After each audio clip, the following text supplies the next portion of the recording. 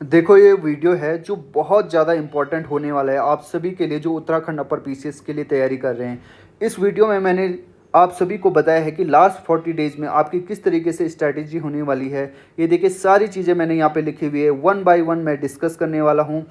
वो लोग ज़रूर इस वीडियो को देखिएगा जो बहुत ज़्यादा सीरियस है, उन लोगों के लिए बिल्कुल नहीं है ये, जो सीरियस नहीं है उत्तराखंड अपर पीसीएस के लिए। थोड़ा सा वीडियो लंबा होगा पर इसको ज़रूर देखना आप, बहुत ज़्यादा बेनिफिशियल आप सभी के लिए ये होने वाली है। सबसे बात करेंगे, इसमें सिलेबस की बात करेंगे, पीवाईक्यूज़ की बात करेंगे, कौन कौन सी बुक्स हैं जो आपको पढ़नी है। C SAT is the most important part for the upper PCS examination. इसके अलावा इंपॉर्टेंट टॉपिक्स की हम बात करेंगे और लास्ट मंथ की जो स्ट्रैटेजी है यही रहने वाली है सारी की सारी।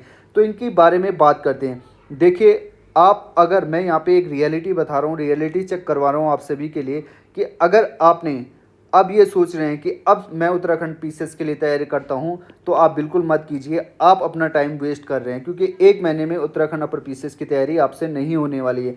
जो स्टूडेंट पहले से तैयारी कर रहे हैं, बीच में उनका थोड़ा सा छूट गया था due to the some reason, वो दोबारा से ट्रैक पे आ सकते हैं, मैं ये बता रहा हूँ। बट शुरू से यहाँ पे तैयारी नहीं हो सकती है, सबसे पहले मैं आपको ये बता रहा हूँ। नाउ अब उनकी बात कर रहे हैं जो पहले से तैयारी कर रहे हैं। Now they need revision.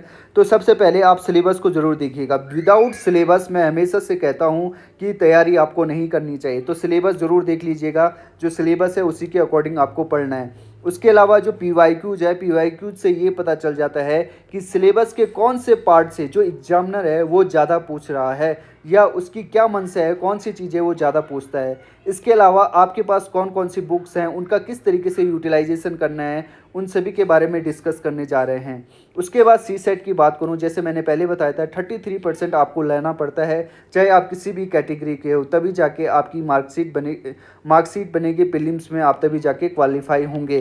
तो देखिए, C SAT is the most important part. पिछली बार 2024 में बहुत सारे ऐसे स्टूडेंट थे जो सी सेट में क्वालिफाई नहीं हो पा रहे थे, जबकि GS1 में उनके काफ़ी अच्छे नंबर थे। इसके अलावा सबसे पहले उनकी बात करेंगे जो इंपॉर्टेंट टॉपिक्स होने वाले हैं। डिफरेंट जो सिलेबस है हमारे पास, उनमें कौन कौन से इंपॉर्टेंट टॉपिक्स है उनकी बात हम करने जा रहे हैं। यहाँ पे बात करते हैं सबसे पहले इंपॉर्टेंट जो है यहाँ पे। देखिए, आप सभी को लास्ट टाइम पे टेस्ट सीरीज़ की बहुत ज़्यादा आवश्यकता है, और हमारी जो टेस्ट सीरीज़ है विद एक्सप्लेनेशन, आज तक मार्केट में कोई भी ऐसी टेस्ट सीरीज़ नहीं है जिसने एक्सप्लेनेशन दिया है। तो हमारे पास एक्सप्लेनेशन की टेस्ट सीरीज़ है। 8 फुल लेंथ टेस्ट हैं, 2 सी सेट के हैं उसमें, और 8 फुल लेंथ टेस्ट सीरीज़ में हम उसको 10 भी कर सकते हैं अगर आपका रिस्पॉन्स अच्छा रहा। पहले देखिए, हमने जो टेस्ट सीरीज़ थी हमारी, उसकी जो कॉस्ट थी उसको 999 रखा था। बट बहुत सारे ऐसे स्टूडेंट थे जो उसको अफोर्ड नहीं कर पा रहे थे ऑन देयर रिक्वेस्ट, और उनका जो ओवरवेलमिंग रिस्पॉन्स था हमारे साथ, उसको देखते हुए हमने इस टेस्ट सीरीज़ की प्राइस को लगभग 50% कर दिया है। Now you can afford it at 499। तो 499 रुपये में आप इस टेस्ट सीरीज़ को इनरोल कर सकते हैं। जितनी भी डिटेल होंगी इस पर्टिकुलर जो वीडियो है इसके कमेंट बॉक्स में आपको देखने को मिलेगी। बाकी आप इस नंबर पे कांटेक्ट कर सकते हैं, और जो भी गूगल फॉर्म होगा इस वीडियो के डिस्क्रिप्शन में उसको भर के, और हमारे जो टेलीग्राम चैनल है उसका भी लिंक इस वीडियो के नीचे दे दिया जाएगा, वहाँ जाके आप जुड़ सकते हैं। नाउ अब सबसे पहले बात करते हैं ज्योग्राफी की। देखिए, बुक्स की बात करेंगे, यहाँ पे इंपॉर्टेंट टॉपिक्स की बात करेंगे। सिलेबस तो आप खुद देख लेंगे, पीवाईक्यू भी आप खुद देख लेंगे, कौन से टॉपिक इंपॉर्टेंट है उनके, वो सारे मैंने यहाँ पे लिखे हैं, उस हिसाब से आप उनको देखना है। देखिए, जब आप अब स्टार्ट करोगे ना अपर पीसीएस को पढ़ने के लिए, तो सबसे पहले वो टॉपिक पढ़ना जो आप पहले से पढ़ चुके हो।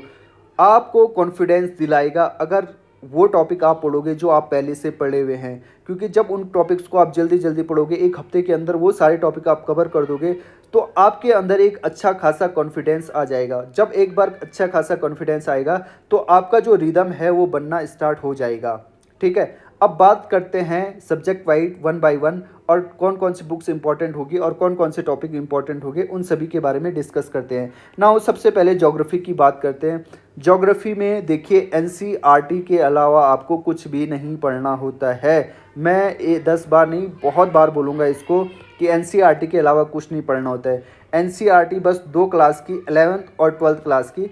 आप चाहे तो 9th क्लास की सप्लीमेंट्री पढ़ सकते हैं, 9th क्लास की भी अच्छी खासी, 9th + 8th की आप हल्का हल्का देख सकते हैं।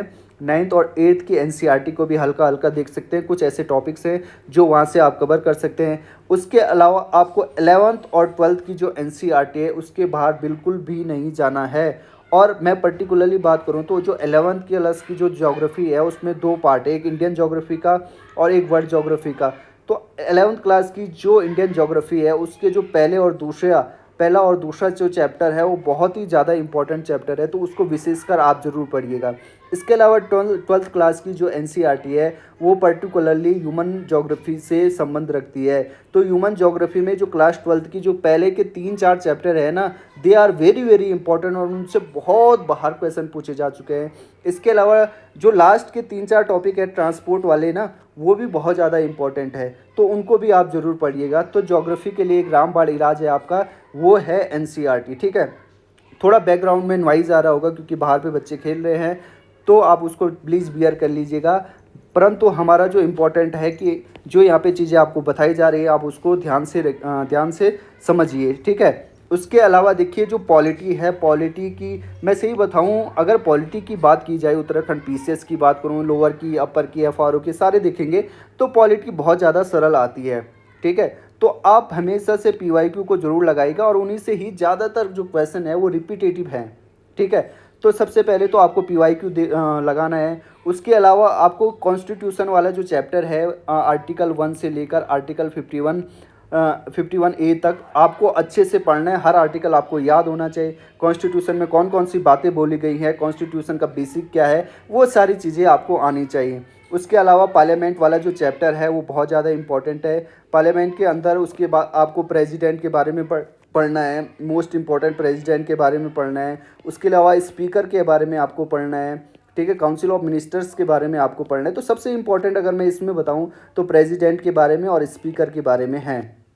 ठीक है, इसके अलावा कॉन्स्टिट्यूशनल बॉडीज़ में जैसे इलेक्शन कमीशन की बात करेंगे, फाइनेंस कमीशन की बात करेंगे, तो इन बॉडीज़ के बारे में हल्का हल्का ज़रूर पढ़ लीजिएगा और इनके आर्टिकल, कौन से आर्टिकल इनसे रिलेटेड है उनको ज़रूर पढ़ लीजिएगा। इंपॉर्टेंट जो आर्टिकल्स हैं उनको अलग से भी ज़रूर पढ़ लेना, क्योंकि आर्टिकल से रिलेटेड क्वेश्चन बहुत सारे पूछे जाते हैं। देखिए हाल में ही जो अमेंडमेंट हुए हैं इंडियन कॉन्स्टिट्यूशन के अंदर उनको तो ज़रूर पढ़ लीजिएगा। जो पुराने अमेंडमेंट्स हैं जो इम्पोर्टेंट है उनको भी आप ज़रूर पढ़ लीजिएगा। इसके अलावा द मोस्ट इम्पॉर्टेंट टॉपिक जो पंचायती राज वाला जो टॉपिक है ना, बहुत ही ज़्यादा इम्पॉर्टेंट टॉपिक है। हर बार उससे क्वेश्चन पूछे जाते हैं और इस बार भी पूरी संभावना है कि उससे क्वेश्चन पूछे जाएंगे। जो ये टॉपिक लिखे हुए हैं उनके लास्ट में जाके आपको पीवाईक्यू जरूर लगा लेने हैं। ठीक है, तो ये रहेगा। इसके अलावा देखिए बहुत सारे उत्तराखंड में ऐसे स्टूडेंट हैं जो यूपीएससी की तैयारी कर रहे होंगे, उनकी तो बात अलग है क्योंकि उन्होंने वहाँ इकोनॉमिक्स पढ़ी हुई होती है। ठीक है, अगर 2021 का अगर आप पीवाईक्यू उठा के देखोगे उत्तराखंड अपर पीसीएस का, वहाँ पे लगभग तकरीबन 16 से 17 क्वेश्चन इकोनॉमिक्स के पूछे गए हैं और अच्छे खासे इकोनॉमिक्स के क्वेश्चन वहाँ पे पूछे गए हैं।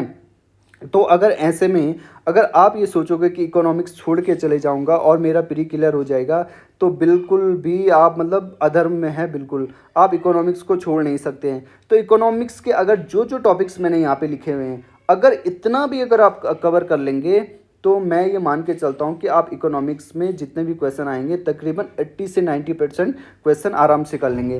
तो जो इम्पोर्टेंट है क्वेश्चन, जो इम्पोर्टेंट टॉपिक है इकोनॉमिक्स के अंदर, एक तो वो नेशनल इनकम वाला जो चैप्टर है क्लास 12th में, जो फर्स्ट चैप्टर है वो नेशनल इनकम वाला, उसको अच्छे से करना है। उसमें जीडीपी के बारे में, एनएनपी के बारे में, एनडीपी के बारे में, इन सभी चीज़ों के बारे में डिस्कशन किया हुआ है। नेशनल इनकम को कितने तरीक़ों से निकाला जाता है, ये सारी चीज़ें उसमें डिस्कस की गई है। फैक्टर कॉस्ट क्या होता है, मार्केट प्राइस क्या होता है, ये सारी चीज़ें उसमें डिस्कस की गई है। डेप्रिसिएशन क्या होता है, डिस्पोजल इनकम क्या होता है, ये सारी की सारी चीज़ें नेशनल इनकम वाले चैप्टर में है। और मैं अलग से भी कोशिश करूंगा कि कुछ इंपॉर्टेंट टॉपिक जैसे इकोनॉमिक्स, पॉलिटी, इनके हो गए तो ये लेके आऊँगा। ठीक है, तो हम बात करेंगे इस पे। नेशनल इनकम की बात हो गई।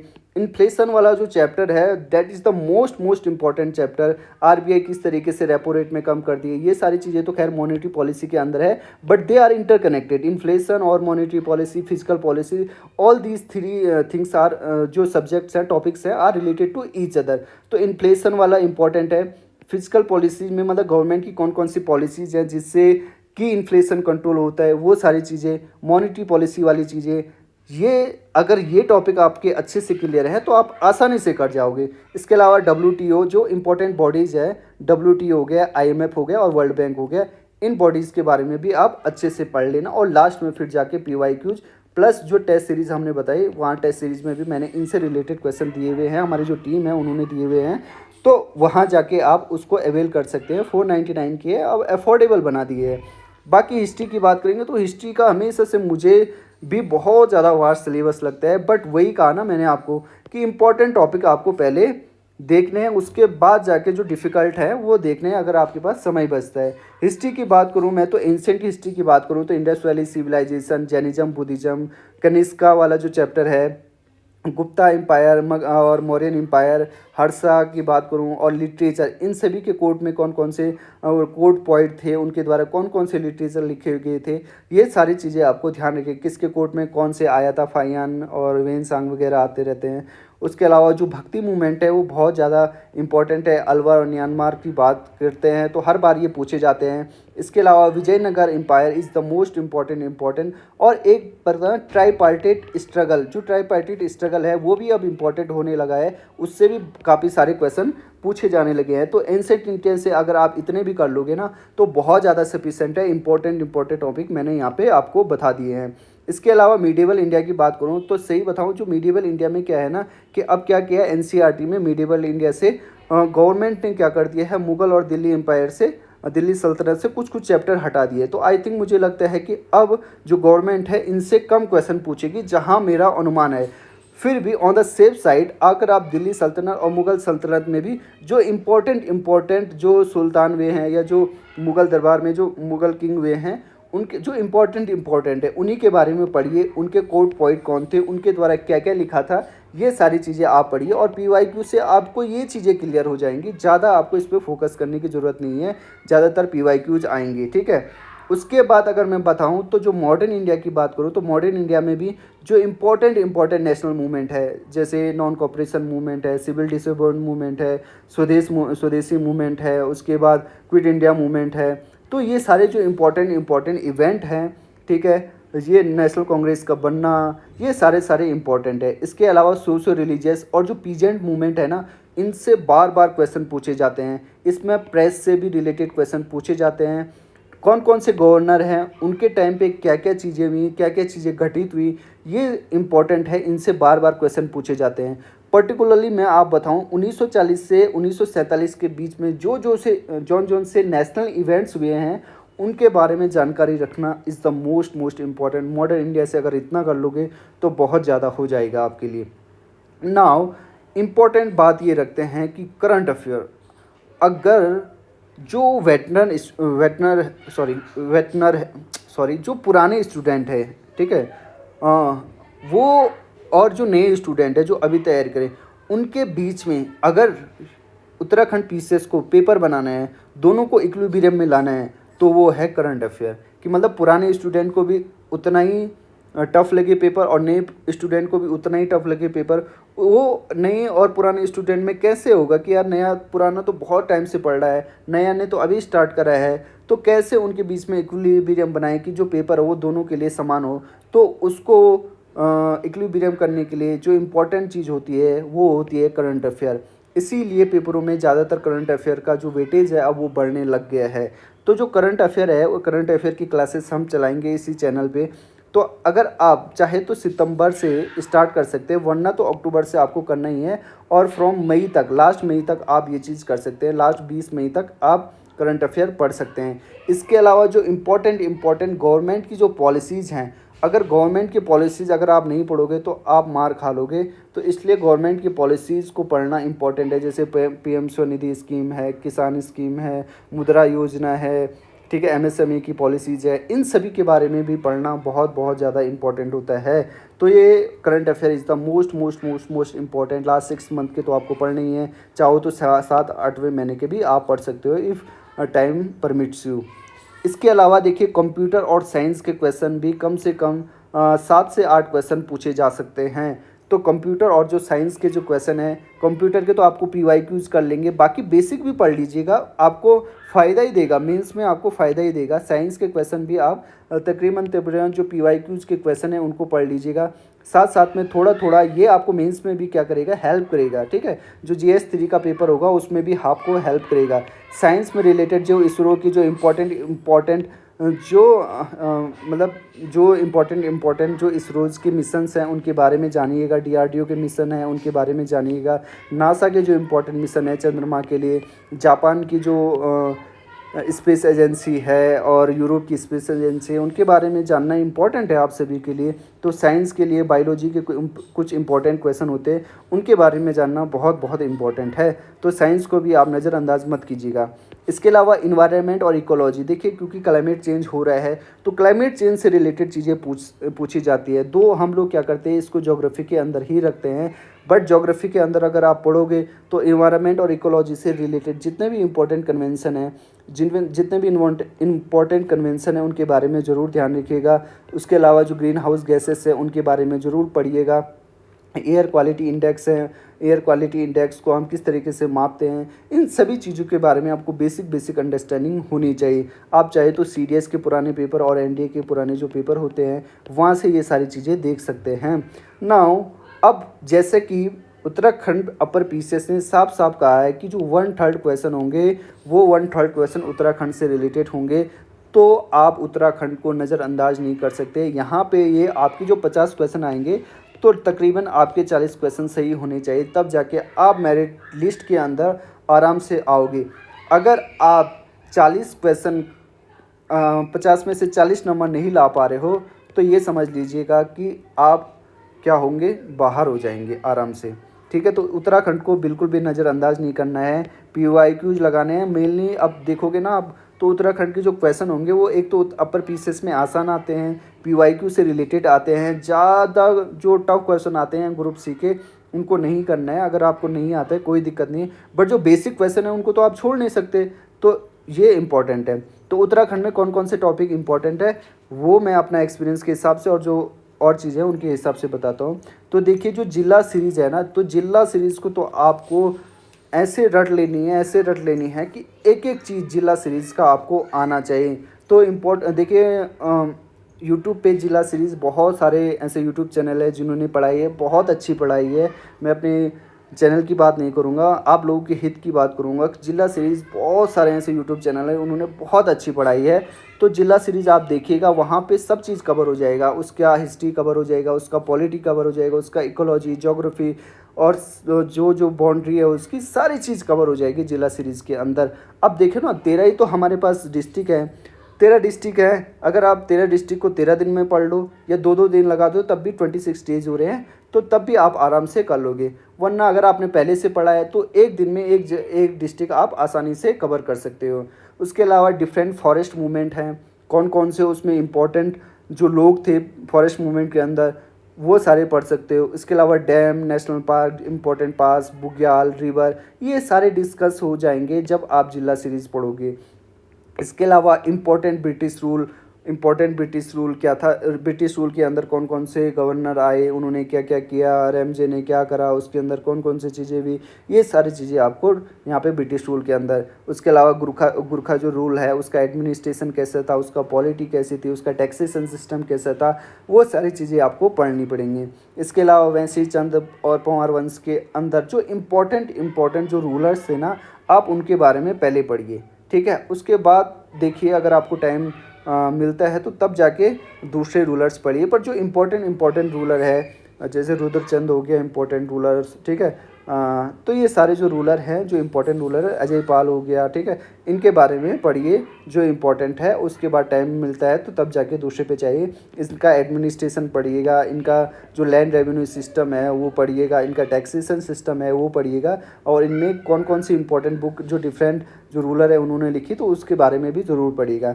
इसके अलावा हमारे यहाँ 5 जो मेन ट्राइब है उनके बारे में पढ़िएगा, उनके जो त्यौहार हैं, उनके त्यौहार यहाँ पे मैंने फेस्टिवल छोड़ दिया है, शायद लिखा नहीं है, फेस्टिवल्स के बारे में भी आप ज़रूर पढ़िएगा।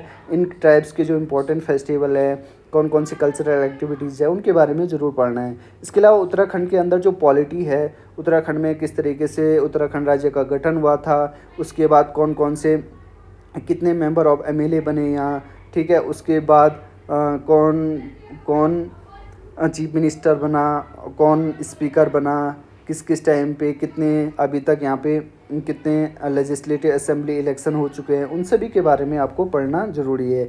इसके अलावा उत्तराखंड बनने में जो डिफरेंट मूवमेंट है, जो डिफरेंट जो ऑर्गेनाइजेशन थी जिन्होंने काम करा इसके पीछे, जो डिफरेंट कमेटीज़ बनी थी, दीक्षित कमेटी हो गया, ये सारी कमेटीज़ बनी थी, तो उत्तराखंड मूवमेंट से रिलेटेड क्वेश्चन ज़रूर पूछे जाते हैं। इसके अलावा जो इम्पोर्टेंट जो न्यूज़पेपर है, उन न्यूज़पेपर के जो संपादक थे उनके बारे में ज़रूर पढ़िएगा। और लास्ट में जो इम्पोर्टेंट पर्सनालिटीज़ हैं उत्तराखंड की, उन्होंने क्या क्या काम किए हैं, उनके बारे में ज़रूर पढ़िएगा। तो ये जो इम्पोर्टेंट टॉपिक्स हैं वो सारे मैंने यहाँ पे लिखे। अगर एक बार आप ये चीज़ कर लोगे, एक आपका कॉन्फिडेंस लेवल बहुत ज़्यादा हाई हो जाएगा। उसके बाद जितना भी टाइम मिलता है उसमें टेस्ट सीरीज लगाइए, PYQs लगाइए, ठीक है, और ये सारी चीज़ें कीजिए। और टेस्ट सीरीज़ को आप ज़रूर अवेल करिएगा, बहुत अफोर्डेबल अब बना दी है, अच्छे क्वालिटी कंटेंट हैं इनमें, PYQs भी हमने इसमें डाले हुए हैं, तो ये सारी चीज़ें आपको मिल जाएंगी। तो आई होप जितना भी मैंने आपको यहाँ पे बताया आप सभी के लिए फ्रूटफुल होने वाला है। तो देखिए 2-3 चीज़ें बता देता हूँ दोबारा से। सबसे पहले वो टॉपिक्स पढ़ने हैं जो आपने पहले से पढ़े हुए हैं, उनको अच्छे से रिवाइज़ कर लीजिएगा। अगर आप ऐसा करेंगे तो आपका कॉन्फिडेंस बूस्ट अप होगा, और कॉन्फिडेंस अगर बनेगा तो उसके बाद धीरे धीरे एक रिदम बनेगा। जब धीरे धीरे एक रिदम बनेगा तो धीरे धीरे खुद ही समझ में आ जाएगा कि अब क्या करने हैं। फिर उसके बाद ऐसे टॉपिक्स पढ़िएगा जो इम्पोर्टेंट है पर आपने नहीं पढ़े हैं, तो उन टॉपिक्स को पढ़िएगा। फिर डेली बेसिस पे PYQs लगाइएगा। उसके बाद जो इम्पोर्टेंट यूट्यूब चैनल हैं उनके पास जाइए, वो क्या पढ़ा रहे हैं वो चीज़ देखिएगा, ठीक है। और जो क्वेरीज़ हैं आपकी, उन क्वेरीज़ को उनके कमेंट बॉक्स में लिखिएगा। फिर उसके बाद टेस्ट सीरीज लगाइएगा। ये सारी जब आप एक्टिविटी कर लोगे, जो आपकी एक्सरसाइज है, ये सारी एक्सरसाइज कर लोगे, तो आप आसानी से क्या कर लोगे, ये पेपर निकाल लोगे। CSET का बच गया, CSET का भी अब CSET का तो वही है यार, देखो CSET को भी आपको पढ़ना पड़ेगा। तकरीबन आपको कम से कम 1 से 2 घंटा देना पड़ेगा CSET को। और जब CSET को आप दोगे ना टाइम, अगर आपका CSET अच्छा नहीं है तो उसको अच्छा बना लीजिए। CSET में जो इम्पोर्टेंट टॉपिक है, एक तो नंबर सिस्टम वाला, उसको मैं अलग से बता लूँगा, चलिए CSET के लिए क्या करना है। तो फ़िलहाल आपको ये करना है। और CSET अगर आपका ख़राब है तो मैं पहले ही बता रहा हूँ, CSET को अच्छा खासा ध्यान दीजिएगा CSET पे, और तब जाके ही कुछ होने वाला है। CSET पे आपको अच्छे खासा ध्यान देना है, तब जाके ही कुछ होने वाला है, वरना प्री नहीं निकलेगा, ठीक है। तो ये सारी चीज़ें थी जो बहुत ज़्यादा इम्पोर्टेंट थी। और आई थिंक जितनी भी चीज़ें मैंने बताई बहुत ज़्यादा सफिशिएंट है। अब आपको कहीं जाने की ज़रूरत नहीं है, बस बैठ जाइए, तैयारी कीजिए, रिवाइज़ कीजिए, PYQs लगाइए, टेस्ट सीरीज़ लगाइए, और तब जाके आप मेहनत करेंगे ना, तब जाके चीज़ें बेहतर से बेहतर हो जाएंगी, ठीक है। तो अभी के लिए इतना ही रखते हैं, और टेस्ट सीरीज़ को अवेल ज़रूर कीजिएगा। हमारे टेलीग्राम चैनल से जुड़ जाइए, और साथ साथ में हमारा जो यूट्यूब चैनल है उसको ज़रूर सब्सक्राइब आप कर लीजिएगा। तो अभी के लिए इतना ही रखते हैं। जय हिंद दोस्तों।